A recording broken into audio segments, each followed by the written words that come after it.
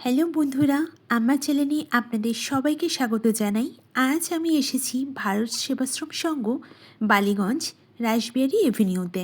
আজ আমি ঘুরে দেখাবো আপনাদের ভারত সেবাশ্রম সংঘ এবং এই সঙ্গের 2026-এর সমস্ত তথ্য আপনাদের সাথে শেয়ার করব এই ভিডিওর মাধ্যমে।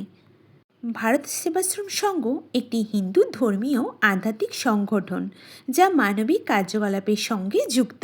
এইটা হলো ভারত সেবাশ্রম সংঘের মেন গেট।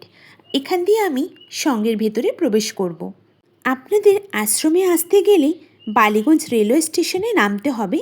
সেখান থেকে পায়ে হেঁটে 5-10 মিনিটেই পৌঁছে যাবেন এই সঙ্গে, অথবা কালীঘাট মেট্রো স্টেশনে নেমে রাসবিহারী এভিনিউ বরাবর বালিগঞ্জগামী অটো বা বাসে করে 10-15 মিনিটেই পৌঁছে যাবেন এখানে।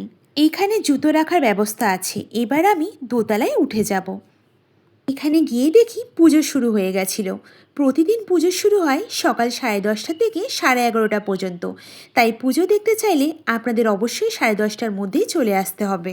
এই সঙ্গে প্রতিষ্ঠাতা হলেন প্রখ্যাত দেশপ্রেমিক ও সন্ন্যাসী যুগাচার্য শ্রীমত স্বামী প্রণবানন্দজি মহারাজ। 1927 সালে কলকাতায় সংঘটি আনুষ্ঠানিকভাবে নিবন্ধিত হয়। এরপর 1932 সালে 27শে নভেম্বর বালিগঞ্জের রাসবিহারী এভিনিউতে স্থায়ীভাবে এই সংঘের প্রধান কার্যালয় বা হেড অফিস স্থাপিত হয়। সংঘের ভেতরেই রয়েছে বজরংবলীর মূর্তি। এখানে পানীয় জলের ব্যবস্থা রয়েছে। আপনারা বাড়ি থেকে জল না আনলেও এখানে পানীয় জল পেয়ে যাবেন। এবার আমি যাব দোতলায়। এখানে আরতি শুরু হয়ে গেছিল আর তার একটি সুন্দর পর্ব আপনাদের সামনে আমি তুলে ধরলাম। আমি অক্ষয় তৃতীয়ার দিন গেছিলাম ভারত সেবাশ্রম সঙ্গে। অনেক ভক্তই কিন্তু এসছিল। এখানে আরতি চলছিল আর যা দেখে কিন্তু মনটা একদম শান্ত হয়ে গেছিল। সঙ্গের পাশেই রয়েছে প্রণবানন্দ সেবানিকেতন। প্রতিদিন ডাক্তাররা বসেন, শুধু রবিবার বন্ধ থাকে। টিকিট কাউন্টার খোলা থাকে সকাল 8টা থেকে 11:30 পর্যন্ত।